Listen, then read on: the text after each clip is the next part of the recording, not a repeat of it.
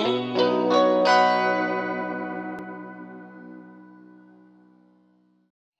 right, everybody, we are gathered here today to discuss a very fun book that we all read, I Can't Date Jesus by Michael Arceneaux.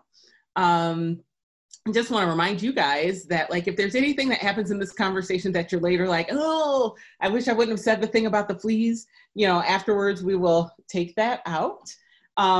And, you know, we all read this book, so we're going to be, like, when I was reading this book, and this was after I had sent the invitation, I had seen all of the, like, hey, I want to discuss that. And then I got in this book, and I was like, oh, there's a lot of hookup talk in here. And I work with these people, and this is against my head hands theory, right? Because, like, for me, like, our brains exist and the hands that we do the work with exist. And in case any of you guys are feeling that, like, cringiness, I thought that, like, what we could do is just burst that bubble right here, right now, and accept that we are now in the world of the book, and we'll be in the world of the book while we're here, and then we can retreat to our safe shores where we can, like, not think about any of that stuff once we're done. Does that sound good for I see you guys are laughing, so you felt it too. I know it. So, like, the first question that I like to ask with these discussions is, what was your doorway into this material? For anyone who's watching this and who hasn't had the opportunity to look at it, I think that we should mention that this is sort of a coming of age story or a memoir of Michael Arceneaux. And it kind of talks about his experiences growing up as Black, gay, and recovering Catholic. I put my quotes up because that's what he uses to describe himself. And there are all sorts of other things that we probably will get to in the discussion. But what was your doorway into this material? Don't be shy. I know you guys had doorways. So for me, I would say that, the title, I mean, sort of intrigues you, especially the I Can't Date Jesus, but then the love, sex, family, race, and other reasons I've put my faith in Beyoncé. I mean, I just felt like, okay, I want to know more. And then the very first sentence, he talks about how he hasn't been to church in 5 Beyoncé albums. And I just, at his voice right away, I think, you know, just, you just kind of want to, or I just wanted to hear more of it and see where he was going with that, so. Anybody else? To me, it was humor, right? So, like, I had seen some, before I knew about this book, I had seen some things that he had said enter my tweets, right? And I was like, who is this dude? Who is this guy? And then I knew about the book, and he had been on my list for a while. But when I opened the book, and he just immediately, like, anybody who says that his uncle looked like, what did he say he looked like? Was it Rick James or was it, yeah, like, if you tell me that your uncle looked like Rick James, one, you have me, like, feeling the scene, and two, I am like, you are somebody that I relate to, right? If you're thinking about, like, these comparisons. One thing that I wanted to talk about, or I was curious about what you guys thought, and I guess that's what this discussion might be like. I'm curious about what you thought about the following. What did you think about the role of pop culture in this book, right? Like, it's really clear from the title when he evokes Beyoncé that pop culture is going to be woven throughout the book. What did you think about that? What did that do for you? And what do you think that he's doing when he's using all of these references in telling his own story? Go ahead, Jacob. I think for a lot of the members of the LGBTQ SWV community, pop culture is our window into a different world, especially when we're younger. And as somebody who is also a recovering Catholic, growing up in the church that way, and I found myself deifying people like Beyoncé, Janet Jackson. So that thing that I'd learned in catechism, I realized that I was then applying to female pop stars. So I think that's where pop culture kind of, when you talk about the LGBTQ community and you talk about pop culture, it really is just kind of our view, a tiny window that we can see the greater world, a more colorful world. Who else was trying to answer? I was going to say something. I thought it was kind of interesting. Well, first of all, I agree completely with Jacob. I think for someone who grew up gay and actually pretty sheltered, it was a huge way for Michael to access the outside world and learn about aspects of himself that no one else was helping him with or sharing. He wasn't having anyone else really to talk about that with, except for what he was finding out in pop culture. And I think there was an element of humor to the way he used it in the book with all the songs he brought up and all the stars and everything. But I think for him, it was really serious too. And there was a kind of combination of the humor. Sure, it's funny saying reasons I put my faith in Beyoncé, but I think for him, pop culture really in many ways did save his life and allow him to find an outlet for feelings that he had no other place to turn to kind of come to terms with. Thank you. So one of the quotes that I pulled out from when I was sort of doing research about him and about this book and things like that was the following: if you've ever struggled with reconciling who you knew you were and who you were taught to be, this is the book for you.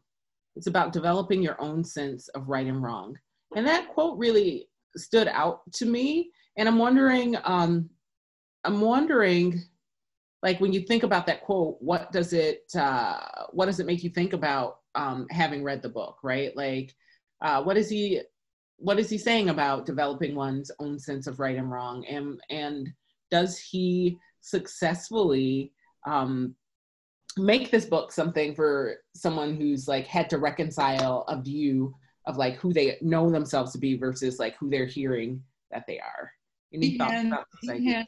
He hands readers this huge key to opening up to a place that they might not have gone without the way he frames it and the way he approaches it. When you've been raised in a place like he was, with the double whammy of it's South and it's Catholic, I mean, there was a whole lot for him. And I wasn't raised Catholic. I was raised evangelical Southern Baptist, which is probably very, very similar in many ways. But I think, and his ending too, where he said he gave up the faith of his childhood, and he struggled because he hadn't thought about needing to replace that faith. And it wasn't until he understood that he had, and it was faith in himself, and that he had to be true to him, and that he would be fine, and he always had been. When I read that, I thought of all the people I've known in my life in that place who were at the time only referred to as homosexual, and how much angst, how much hurt, how much anger was generated toward them, and that they had to deal with just to be in that space. I read that this book. I love this book. I laughed out loud and I cried in this book because he's saying it to them and to all of the rest of us. You can walk out of that and be okay and whole and still be you. I thought that was amazing. He did that beautifully. So I'll say that. Any other thoughts on that idea or that set of questions? Yeah, what I would say that I really enjoyed about the book is, he really balanced some of the more difficult experiences he went through, rejection by some of his family members, this dogma that he was raised with that can be a little bit toxic. He balanced those difficult experiences with a sense of lightness and humor and strength. And I really liked that the book wasn't just focused on the hurt. He was able to take strength from it and also have a very positive, humorous book. Thank you. And Cheyenne, it looks like. I'm sorry, Cheyenne, go ahead, and then I got one more thing. Go ahead, Cheyenne. Yeah, I love this book, and I just loved seeing the sort of progression he showed from going to the person he was in his childhood to being a person who could write a book filled about your hookups and serious traumas in your life. I think earlier in the novel, he has a quote where he says he like made the decision to sin as a solo artist.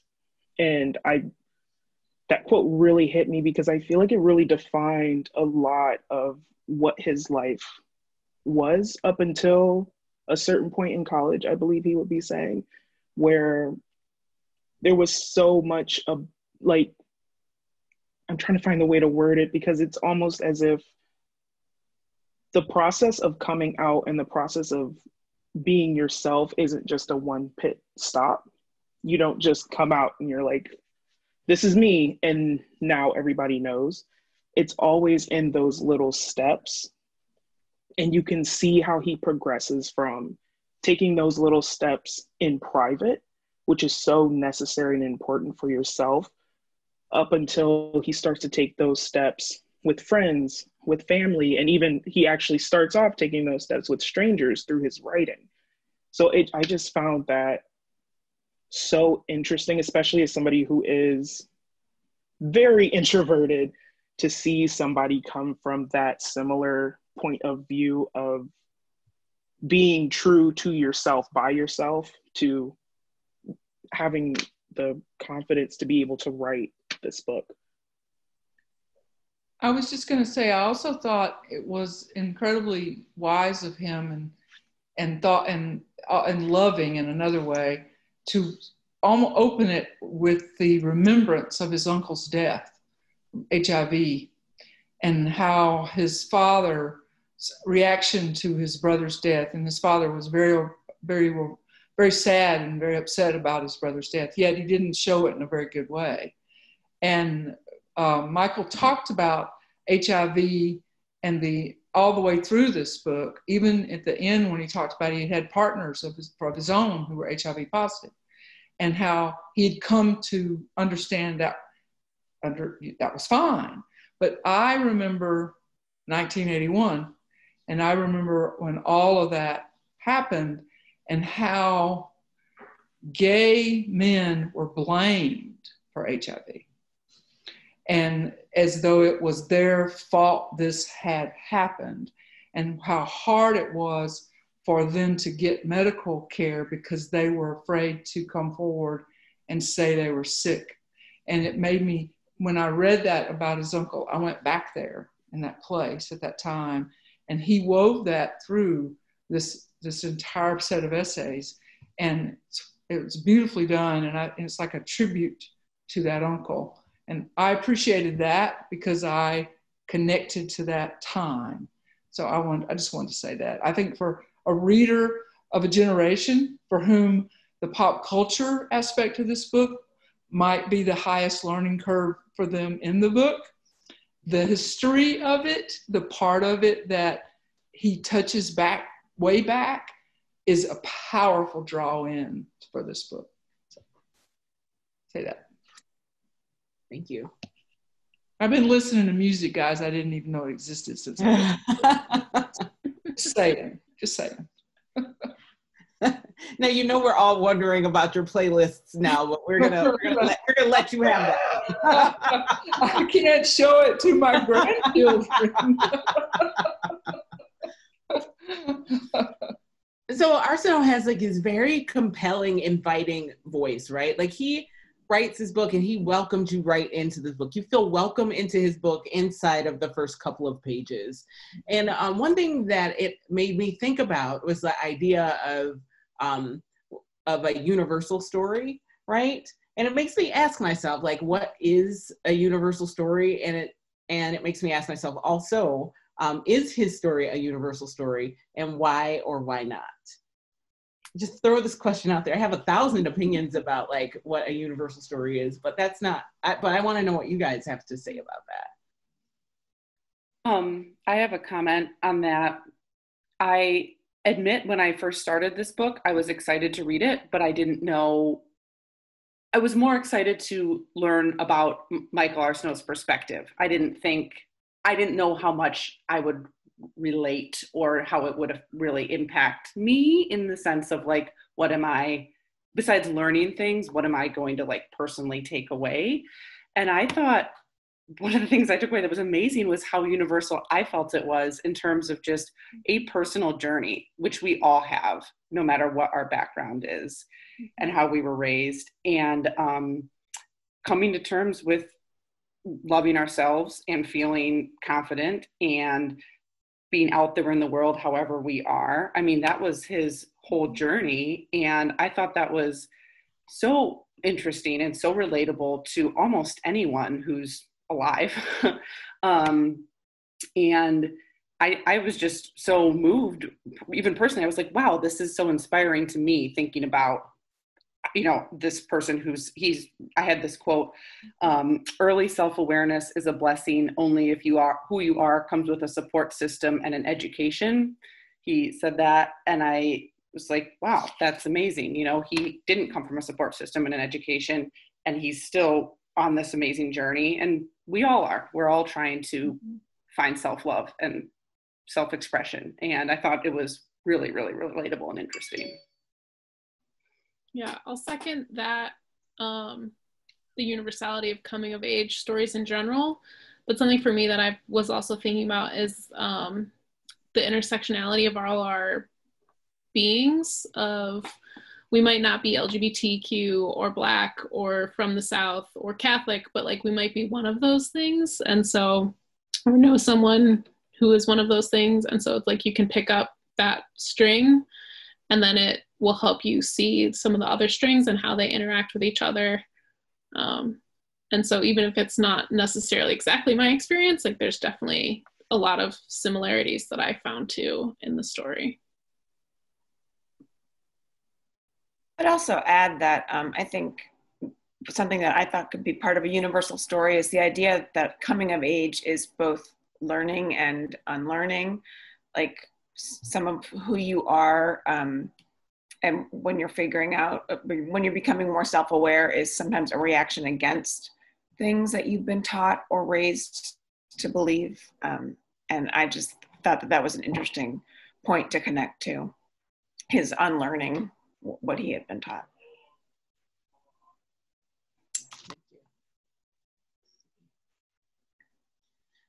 So we can tell by the title of the book, and it's not very far into the book where we get into these things, but what is the role of faith or religion in this book in terms of forming his identity? And, you know, it kind of leads to the question of how are we supported by these things, right? These things that make up our identities, these things that start to help us think about who we are, and how are we taken down or taken apart or pulled upon by these things? And what does this book have to say about that? Or what did this book make you think about that? I first think about his mother's relationship with her husband, and how her faith kept her in that relationship that was not perhaps the best relationship. And I think specifically, growing up in the Catholic Church, and people throw this word around a lot, but Catholic guilt is a real thing. And it very much determines the courses of millions of people's lives.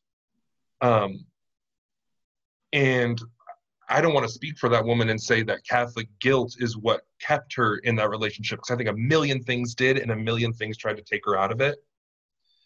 But I think that when you grow up that way, where guilt is such a big role of decision-making, identity, that's where I see one way that I see religion really kind of play a huge role in Michael's lives and his family's lives. Any other thoughts on that question? I think he, as we read the book, and he talks about his mother, and he kept talking about his mother, going back to talking about his mother. and how honest he could be with her, and how loved he felt, even though she did not accept his actions. She accepted his self, who he was. She didn't think he could change that. She did have an opinion about what he did with it. And that was clear when he talked about that.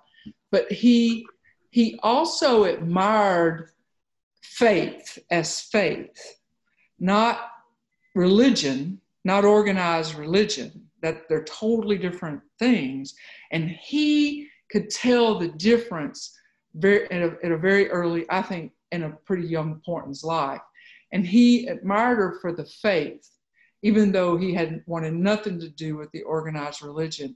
And that allowed him, by the end of the book, to talk about faith and having faith in himself and faith as a real positive thing. And coming from another kind of religion where guilt is everything and not sinning, and people are put in these boxes of what you can do, what you can't do, and all that, I really felt empowered by his approach to faith.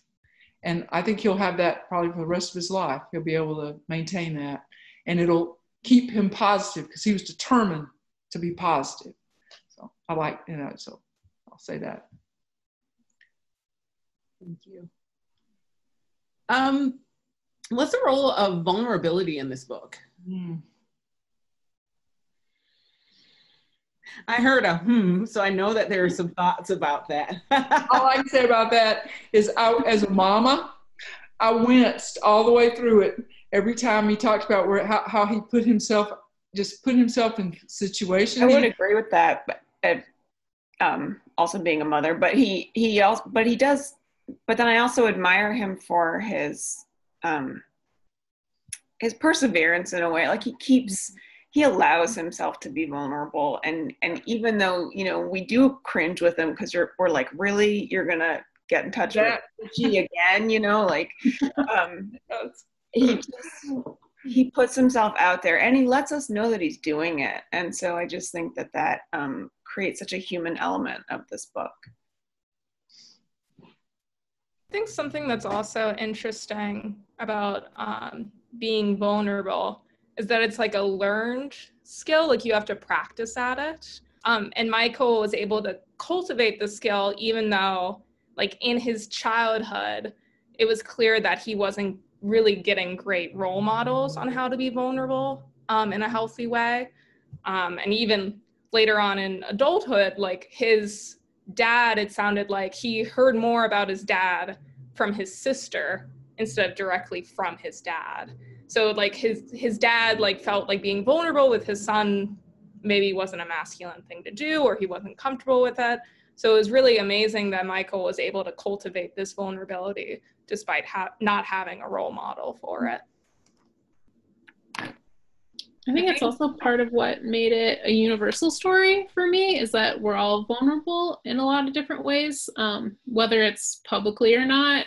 You still all have those moments. Like there's a lot of the dating parts where you're like, this is so hard to read because I've done this, or like this is hard to read because like I had friends with this like kind of something happened to, like similar happened to them. And so it's like you're almost kind of letting yourself view that with sympathy in a way that you might not be able to give yourself. And that's part of growth too, is like his personal journey is also about learning how to be sympathetic and vulnerable, like with himself, and then to grow from that. I think too as well, there are certain parts in the book where he just blatantly tells you that he wasn't being as vulnerable as he could have been in situations. I think back to the chapter dealing with barbershops and how he had to go around to different barbershops to try to find ones that would give him a good haircut and were also accepting of him. And he just flat out says, sometimes they say things that are directly against me, but he's cutting my hair, and what am I going to do in this situation other than get mad?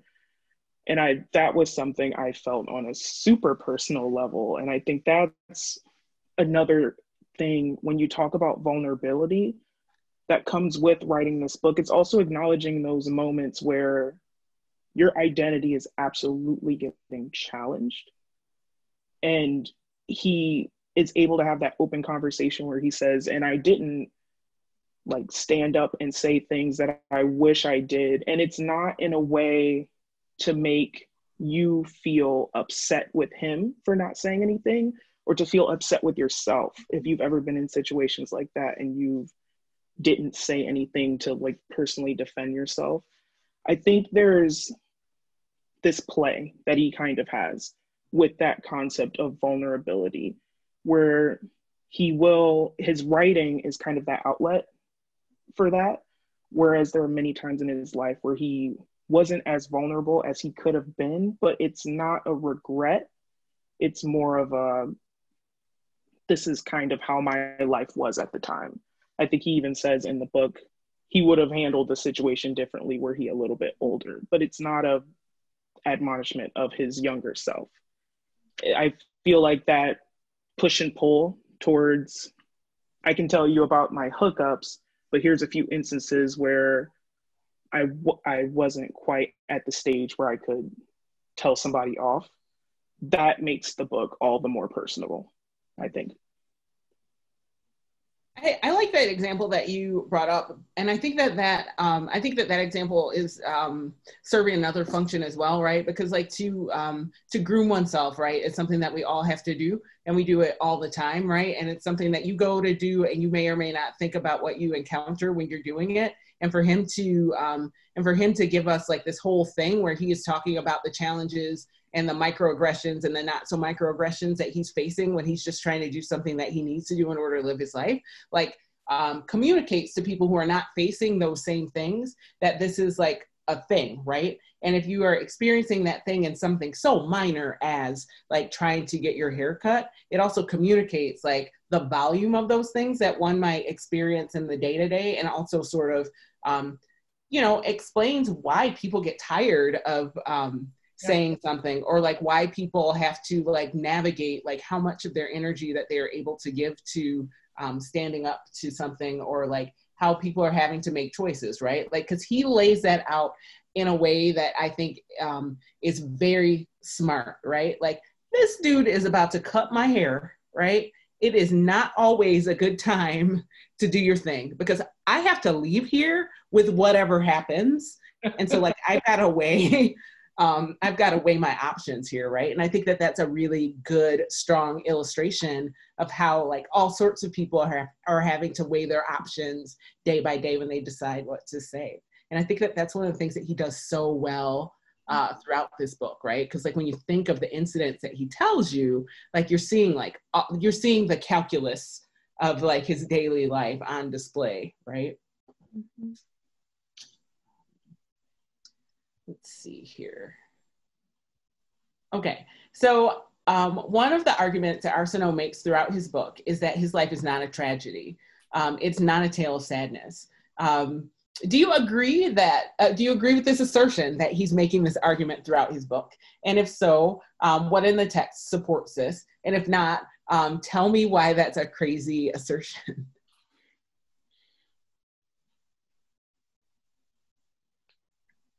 So part of the reason why I asked this question is that, one, to me, it seems very clear that he's making this choice, right? And then I also think that I think he gives us some breadcrumbs too, when he was talking about the images that he had been exposed to as a young person that had storylines where there was a gay person in it. Like he mentions like Philadelphia and the person died at the end, and things like that. So I think that he is telling us that he's doing this on purpose, but I'm curious like what springs to mind when you think about the book in that way.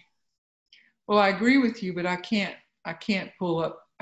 remember a specific text, but I did read an interview that he did later where he makes it really clear that he's not interested in it being a pathology of my life of horror, that he wants it to be seen as positive, that what he's done is positive and it's not a horror story.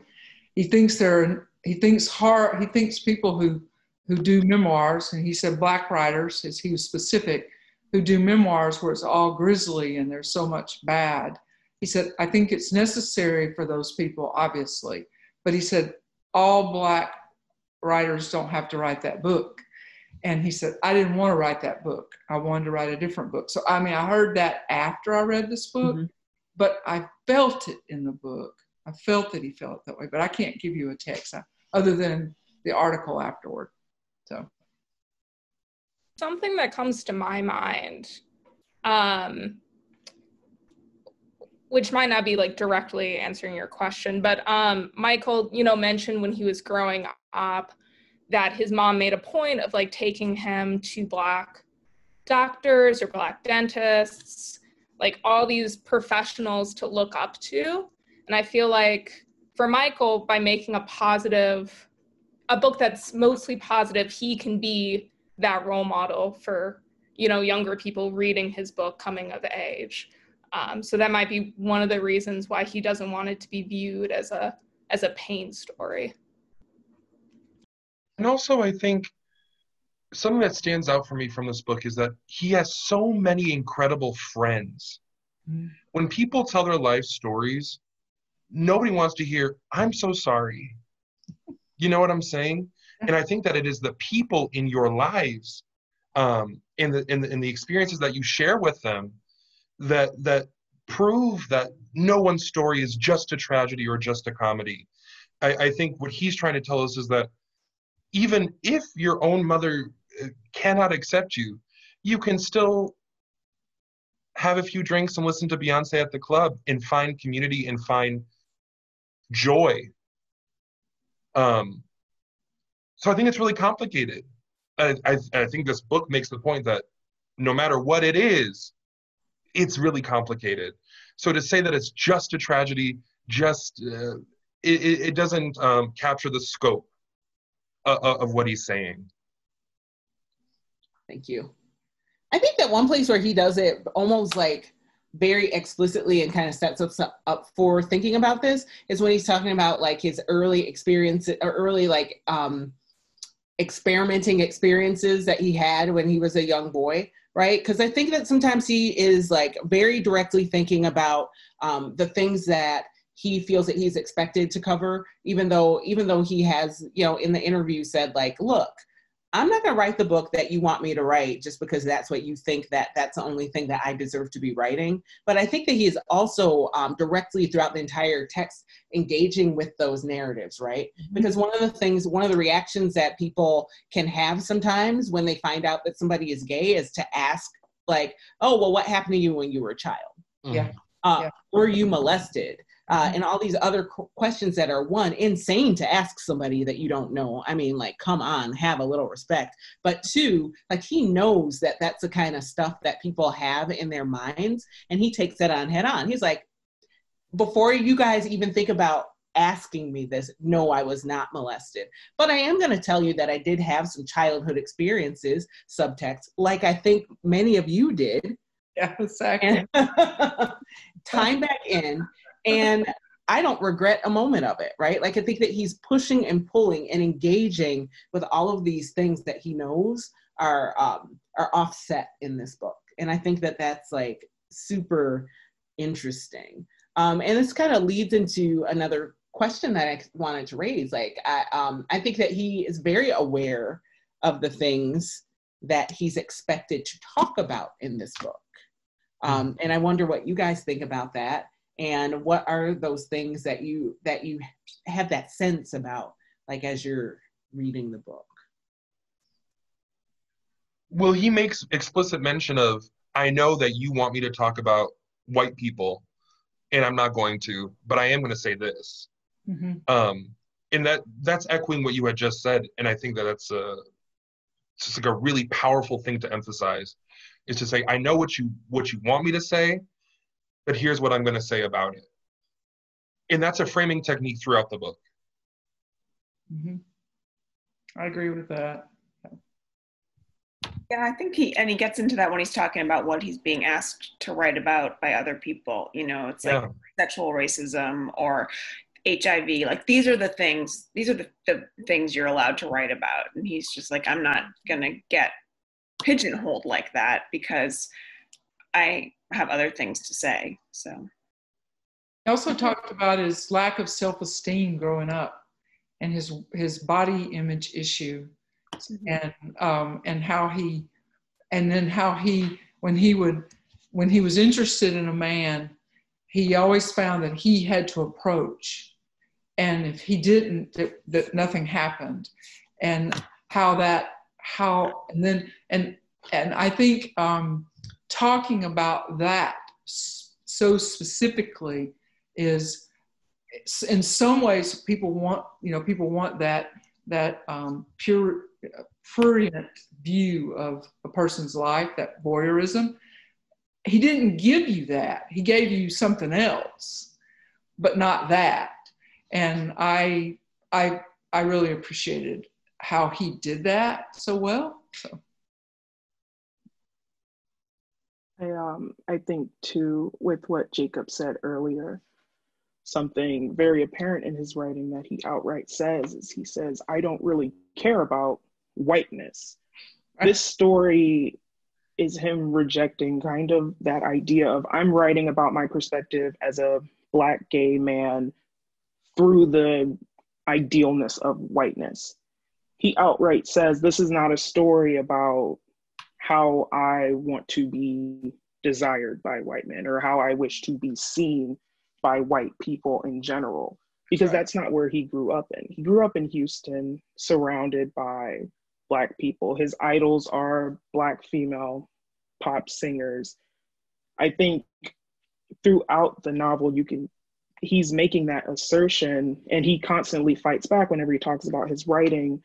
There are a lot of different stereotypes that people want me to write about. People want me to write about how white gay men might not find me attractive. People want me to feel sad about how I don't fit into the white ideal of American norms. And he says, I'm not going to write about that because my life has never been centered around that, and it never will be.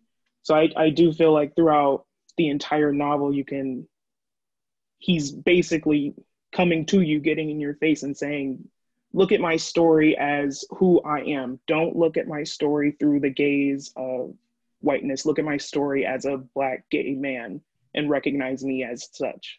Yeah.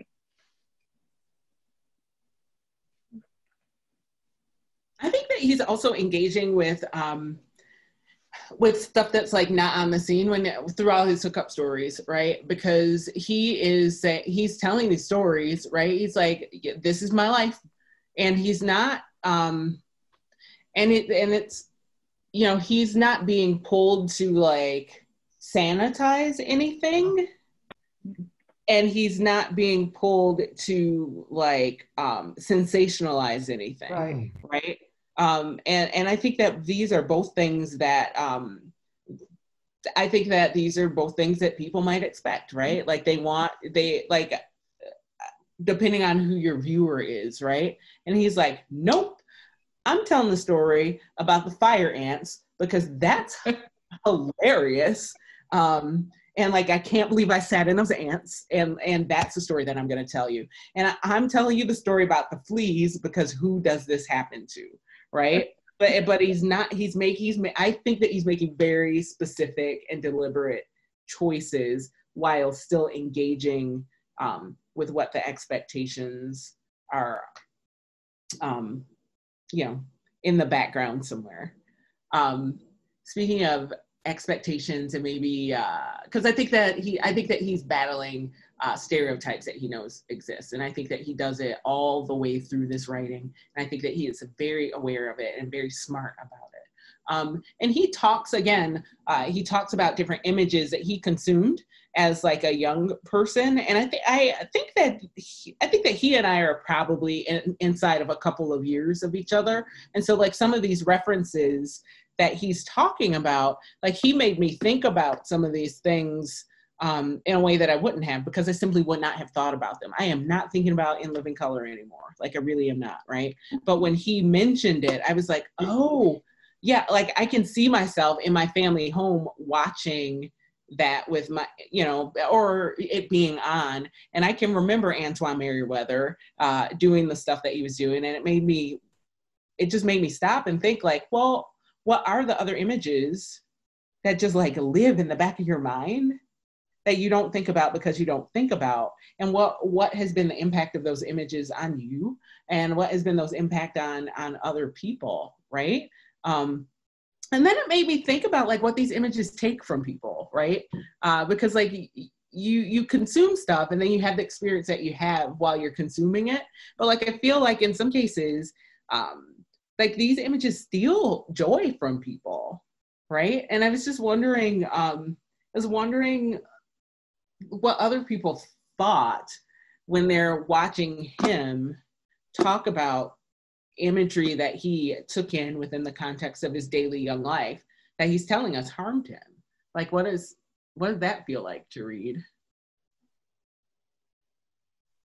Or did that stick out at all? I mean, it's fair if it didn't.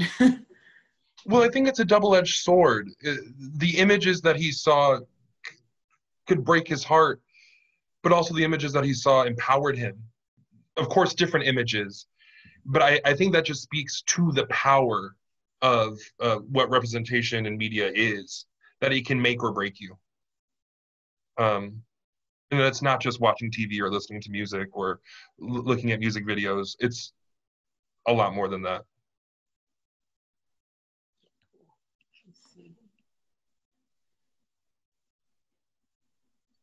I have to scroll on to my next page of questions.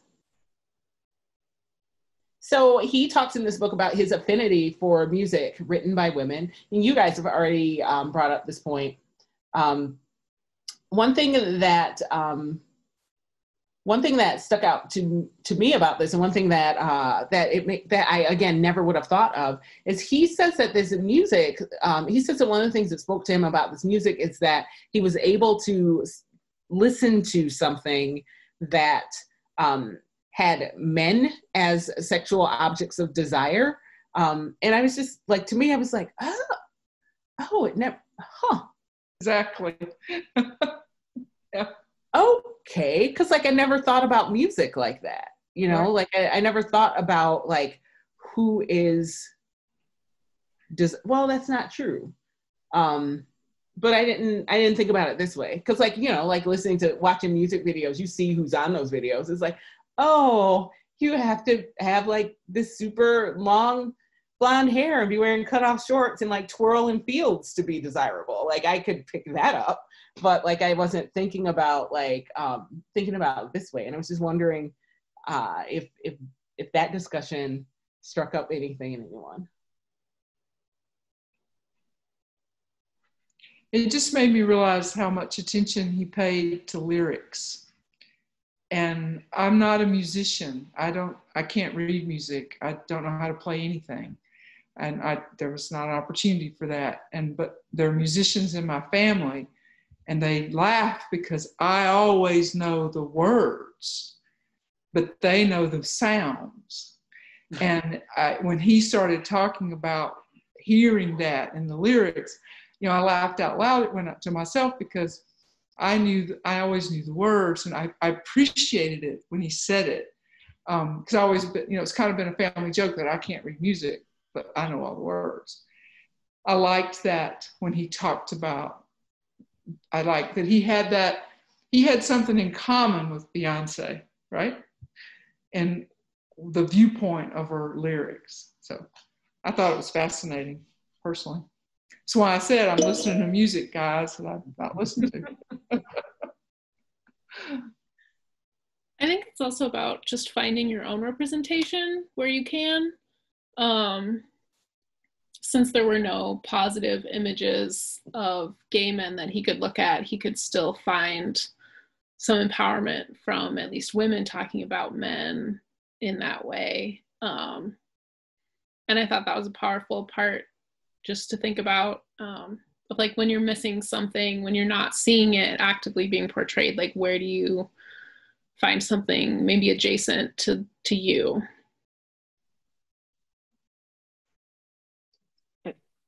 I think it also kind of plays into this kind of shared expectations that both him and the person singing aren't supposed to be singing what they're singing about.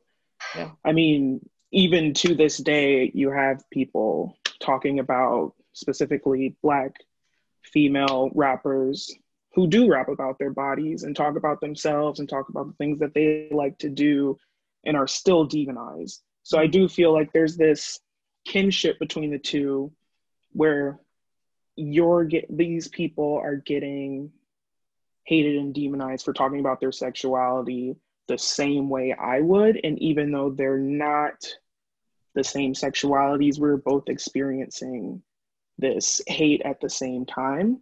So I feel like, I think in the novel, he also states that he hadn't found any openly gay singers who did sing explicitly about their sexual orientation. So even going beyond the men part, I feel like a really important part for him was to hear somebody own their sexuality despite everybody not wanting them to. That is a really good point, especially like as we watched all the tweets about WAP last week, where everybody was so mad. That is an excellent point. How does region play into this book? How does it impact his stories? How does it impact these stories?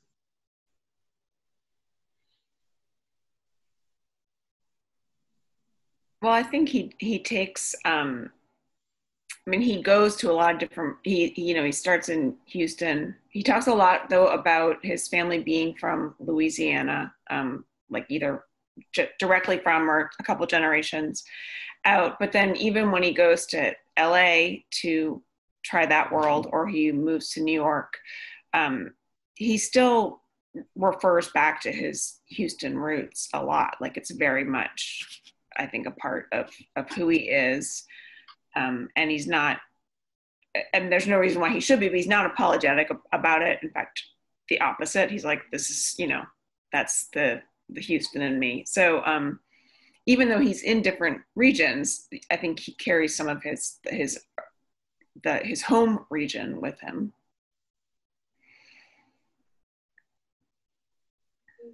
I really liked that aspect of the book because I think we all carry with us where we're from, but I loved that he embraced that and wasn't ashamed of it.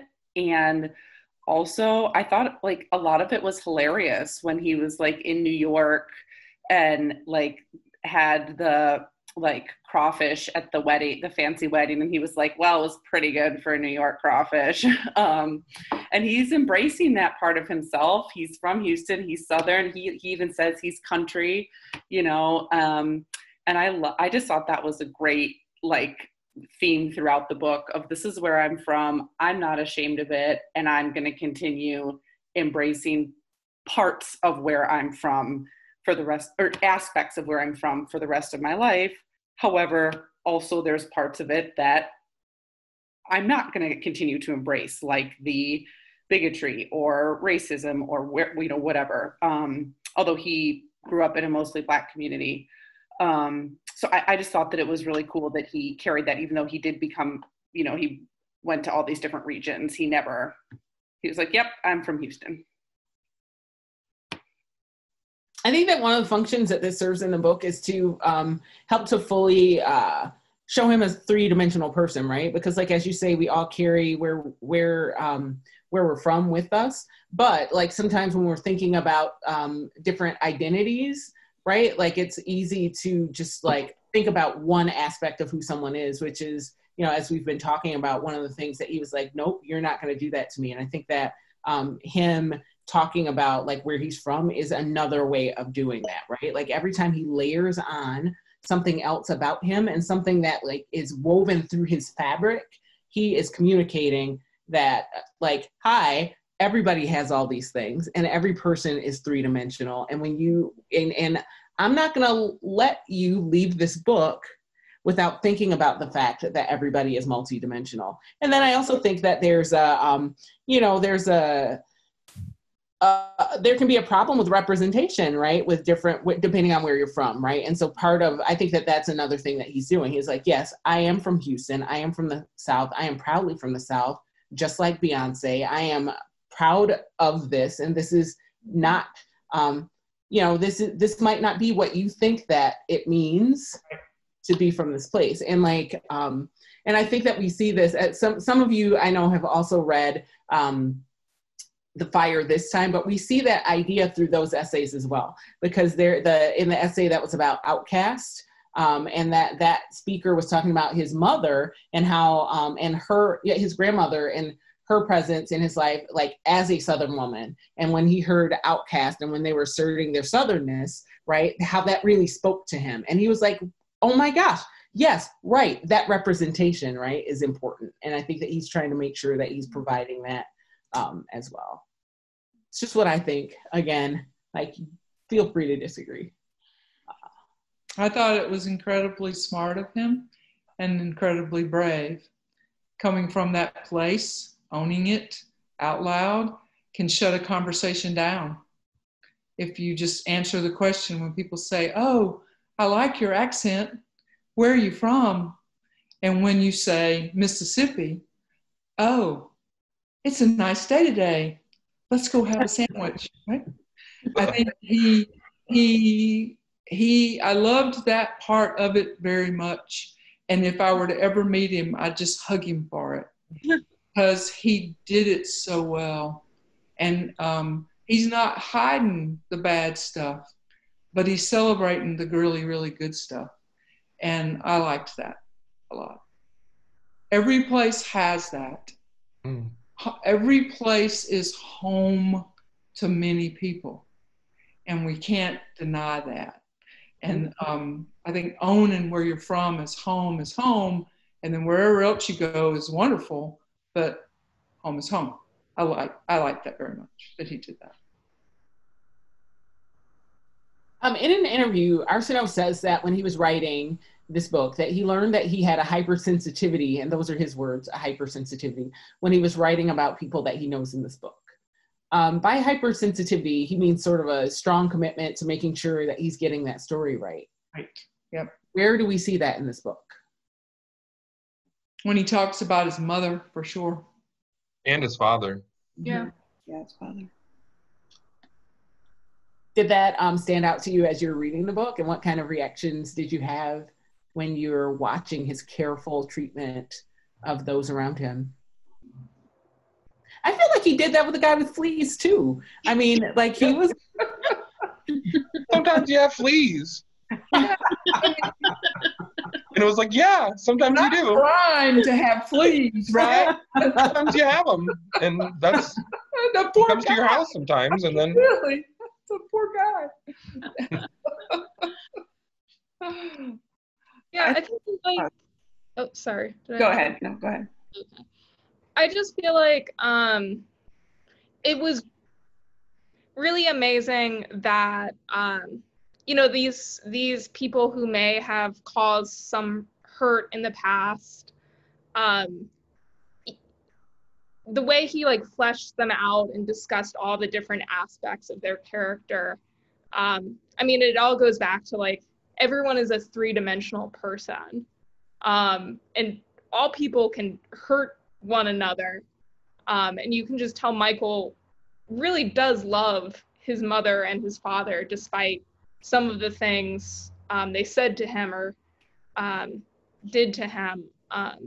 So I think it all just goes back to that idea of three-dimensionality.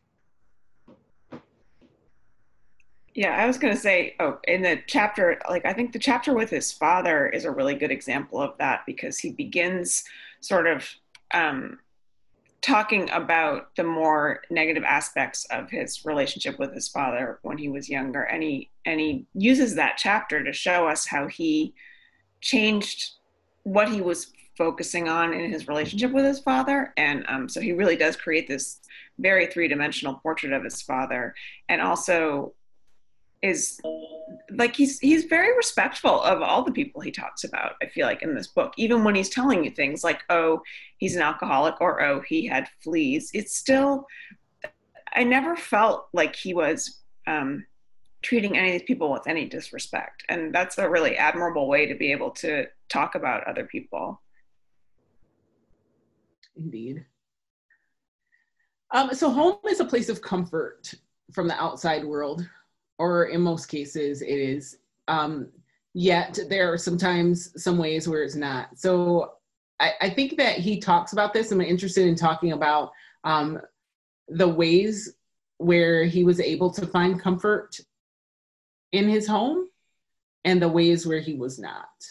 And what is he doing when he's telling us these stories?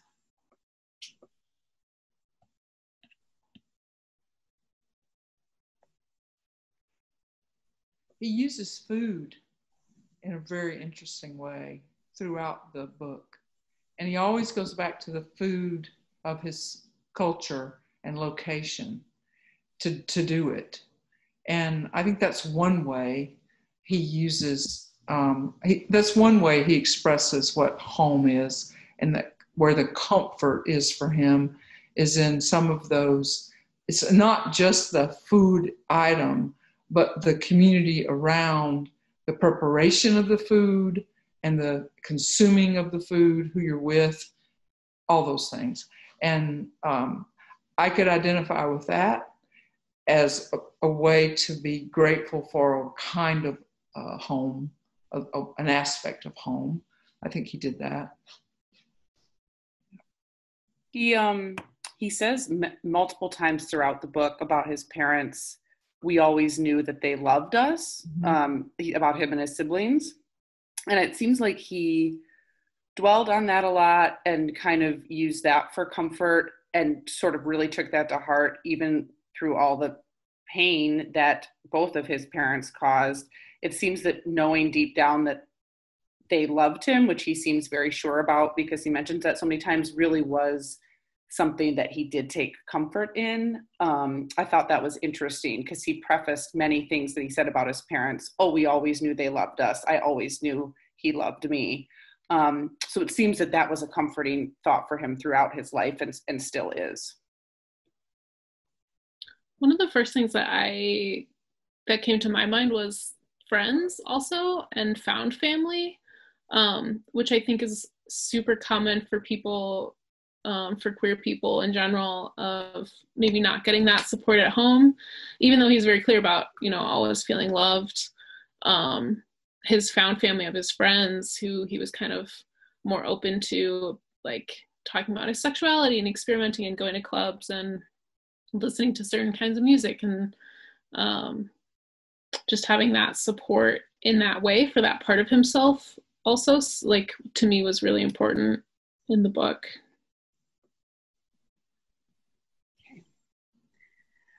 So we've sort of talked around a lot of the themes that were in the book today, which was the goal of the discussion today. And with everything that we've discussed and everything that you've taken away from this book, why do you think that this is a book that is on a list inspired by the Black Lives Matter movement?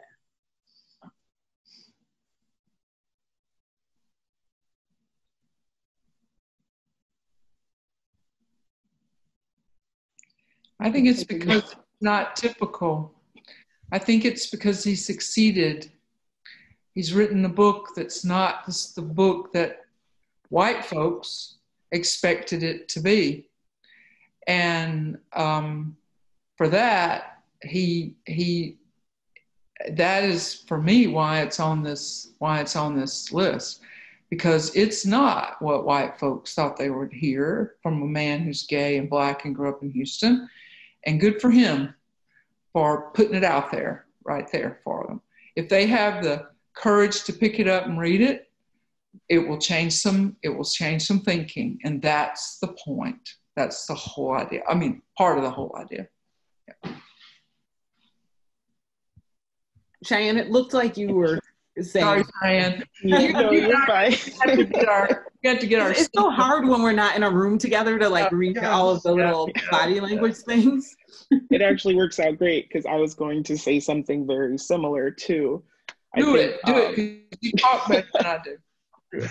During the beginning of the summer, there were a lot of Black Lives Matter lists going around, and most of the books focused on praxis and politics and community outreach and things like that, which are all, of course, as a social worker, super useful. But you have to have that. You can't just read Black authors just to glean some big worldwide secret about yourself. This book is saying, like, I am a person. There are a bunch of people in Houston just like me, and there are a bunch of people in Houston who are different than me. And I'm going to tell you about all of these people that I've met because I am a person, and these people are people. You can't just look to Black authors to give you solutions to world peace in their like 300-page novel. You have to read books that will, one, if you're not Black, you have to read books that will show you, like, as basic as it sounds, Black people are people. And from the opposite end, I know for me consuming this book and for other Black people consuming this book, just hearing stories from someone who doesn't have the exact background as you maybe.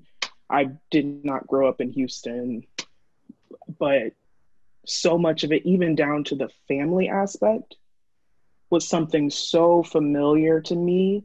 And just having that kind of, like he stated when he was listening to pop stars, that almost not even a representation, almost like talking to a friend, talking to somebody who has those same experiences as you, and somebody you can have a conversation with and you can laugh about some of their missteps because you can see it. You can see that experience of being the person that you are within this person. Thank you. So any final thoughts? Like, you guys have been with, we've all been together for about an hour now, and I think, and that's what I asked of you guys, so I don't want to keep you for too much longer than that. But any final thoughts about the book? Any final takeaways that you think would be valuable for anyone who's thinking about the book? Any reasons why you think somebody should read the book? Anything like that before we conclude today? Something that I wanted to say, and something that I learned from reading this book, is that when we say Black Lives Matter, we're also saying that Black queer lives matter. And for the white people who are reading these books, watching these movies, especially white people and white people from the queer community, what this book says is that the Black queer experience is different from the white queer experience.